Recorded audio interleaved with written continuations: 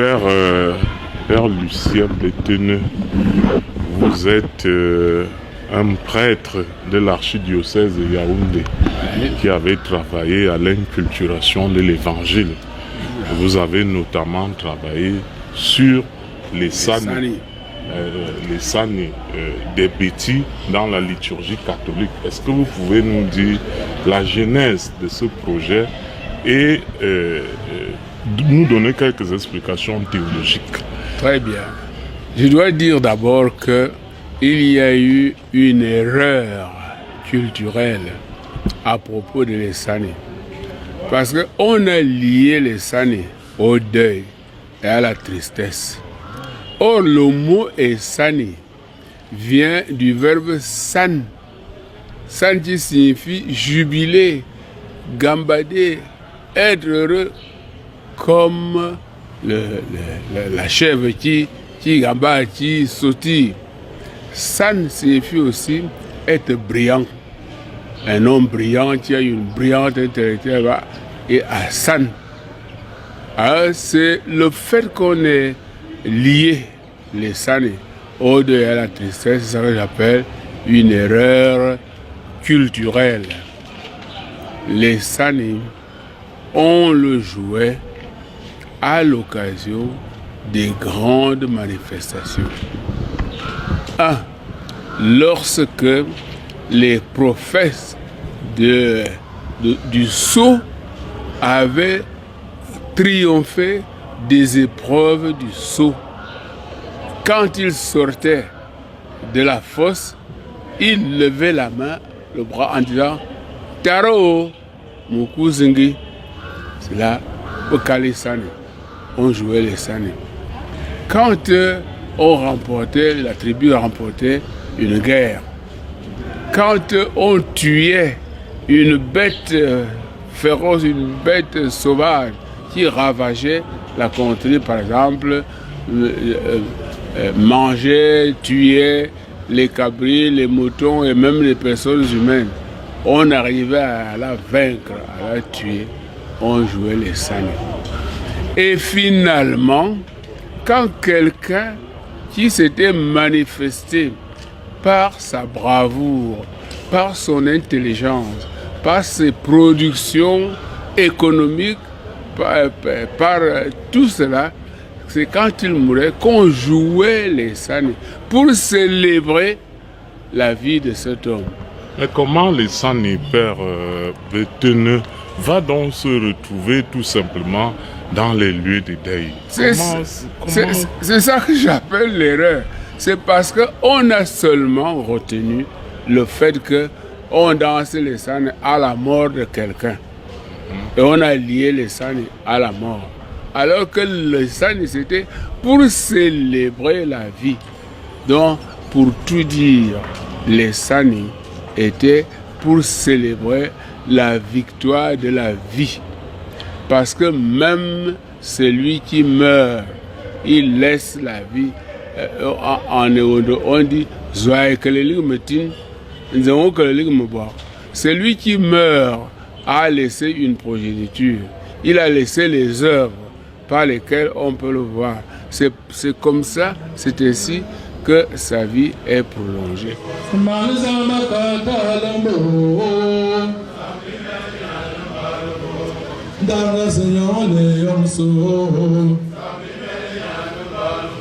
Madame le Seigneur, on s'est Dieu et faire Dieu,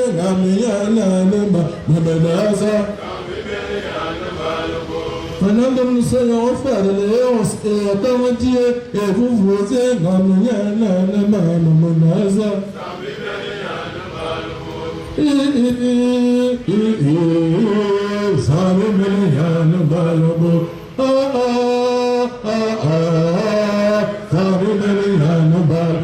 Comment les sani va entrer dans l'église aujourd'hui, puisqu'on sait que c'est un ritécan?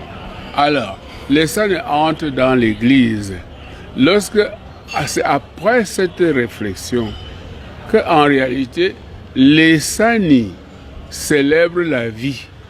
Alors on se pose la question, est-ce que Jésus-Christ mérite les sani? Mais bien sûr, si quelqu'un mérite les Sani, c'est bien Jésus-Christ. Pourquoi? Parce que Jésus a vaincu la mort. Jésus s'est montré excellent comme éducateur, comme formateur, comme leader. Et en ce sens-là, on joue les Sani pour célébrer les vertus, les qualités et le triomphe de la vie par Jésus-Christ. Est-ce que ça a été facile ce travail? Parce qu'on sait que là, l'universalité de l'évangile rencontre la culture écan, la culture des Béti. Est-ce que la tradition ne s'est pas laissée absorber par l'évangile? Il faut dire que cela n'a pas été facile. Mais je ne dirais pas que la tradition a été absorbée par l'évangile. Il y a eu, et c'est ce que nous appelons l'inculturation. Il y a eu mariage entre la tradition africaine et l'évangile.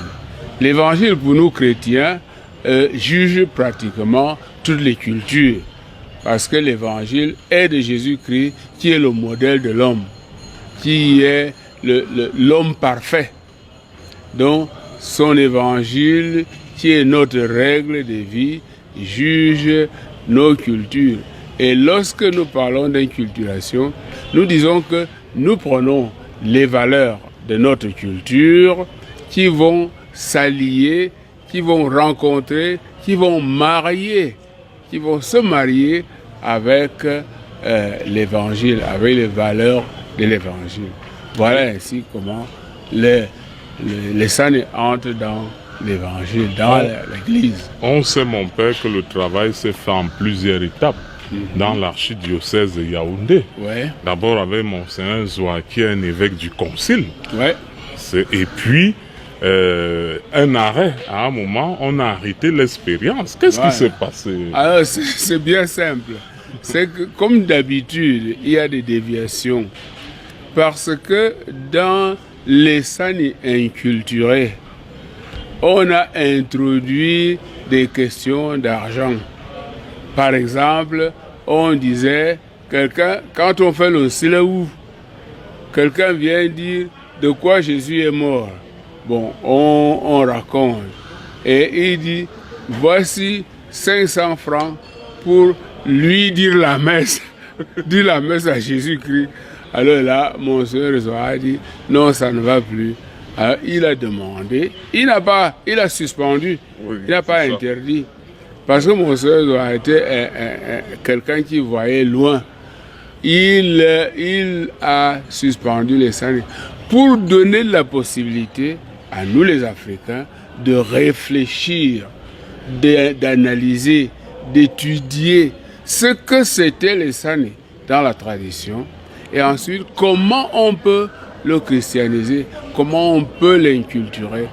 Et nous avons fait ce travail dans la commission inculturation et on a produit un livret qui s'appelle Les Sani dans la liturgie chrétienne et qui montre comment effectivement on peut s'inspirer de les Sani traditionnels et de l'évangile pour faire une célébration de synthèse.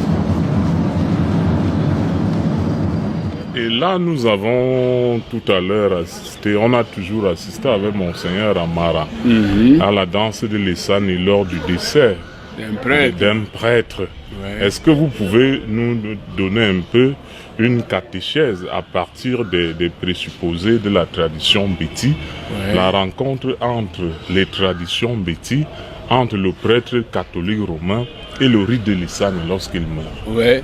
Le prêtre catholique romain est un Africain et on danse les Sani parce que c'est quelqu'un qui a servi, qui a représenté sa tradition. Et on danse les Sani à sa mort. Parce que il est à la fois africain et prêtre catholique. C'est ça qui fait la synthèse. Il est à la fois africain, Béti, Manbéti, et en même temps prêtre de Jésus-Christ. C'est à ce propos qu'on unit encore les deux. Nous sommes des hommes de synthèse.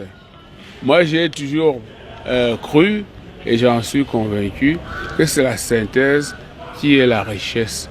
On prend ici, on prend et là, on fait la synthèse.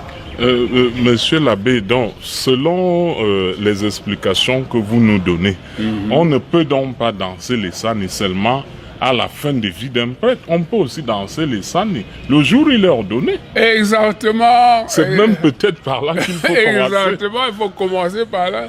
Je regrette beaucoup la mort de l'abbé Lucien Agnanois.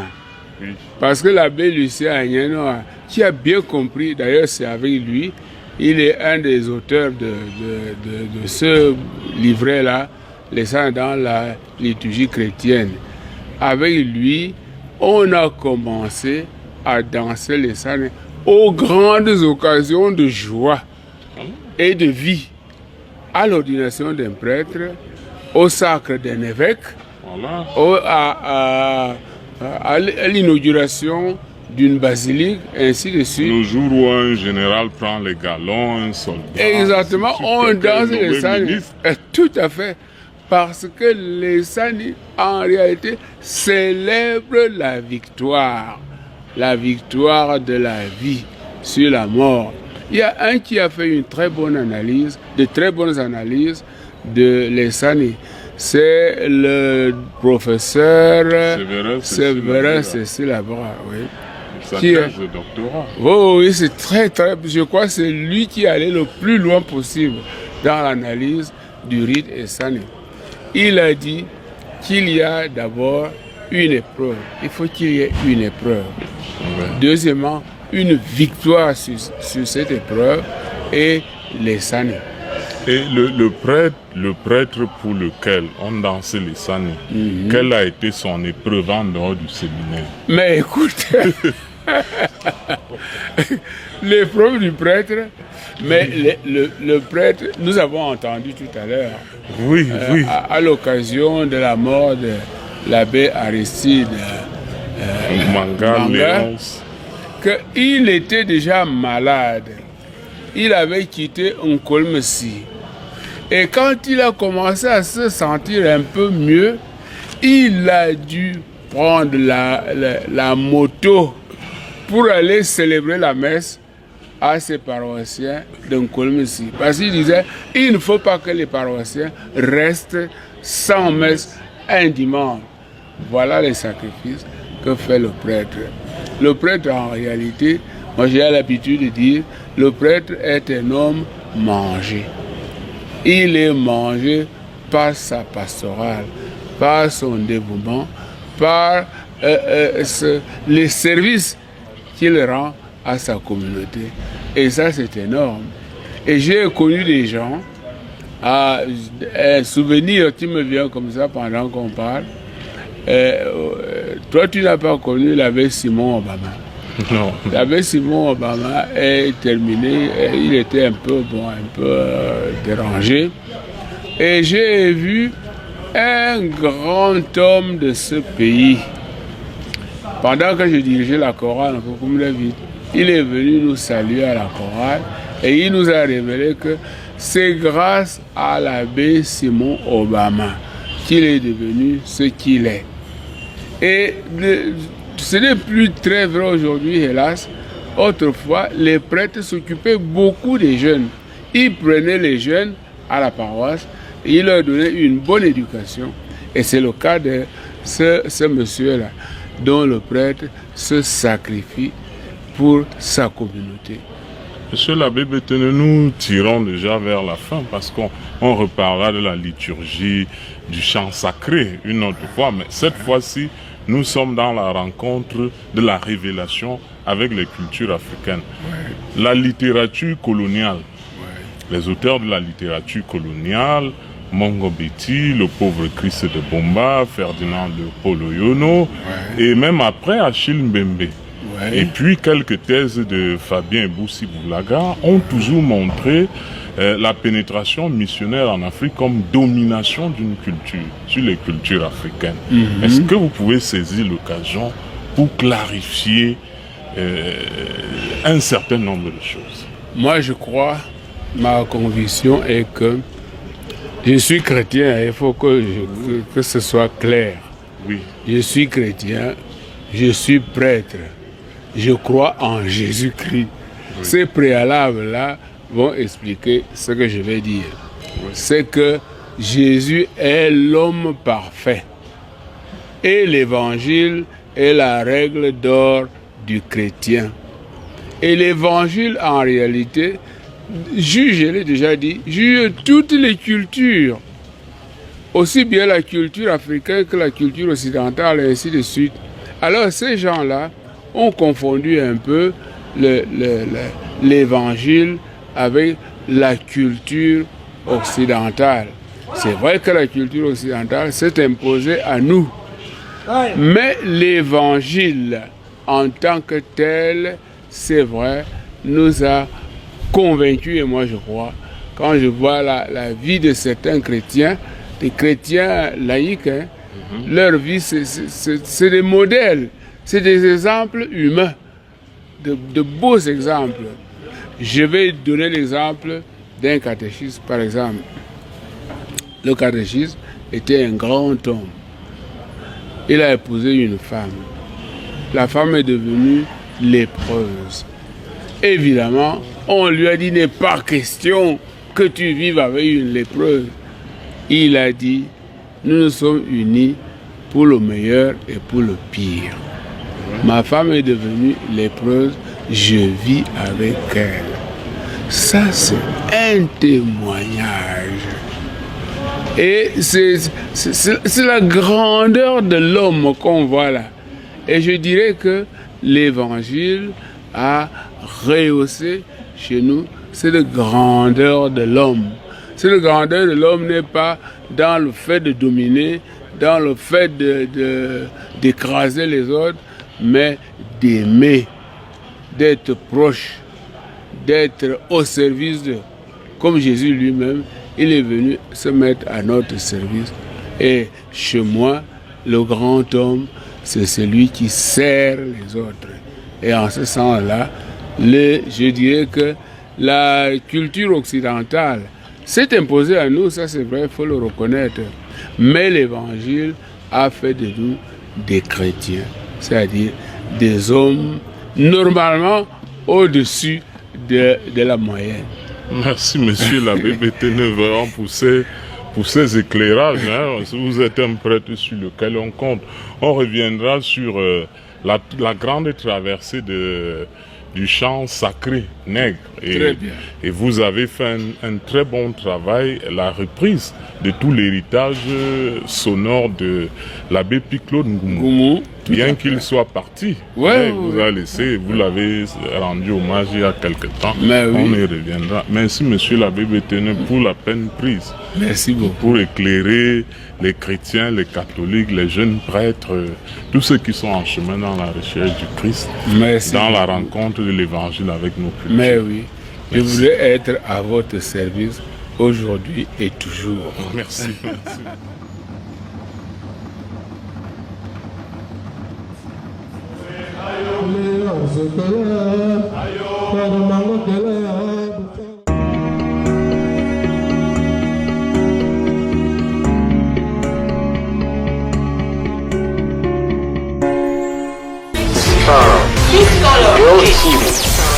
Around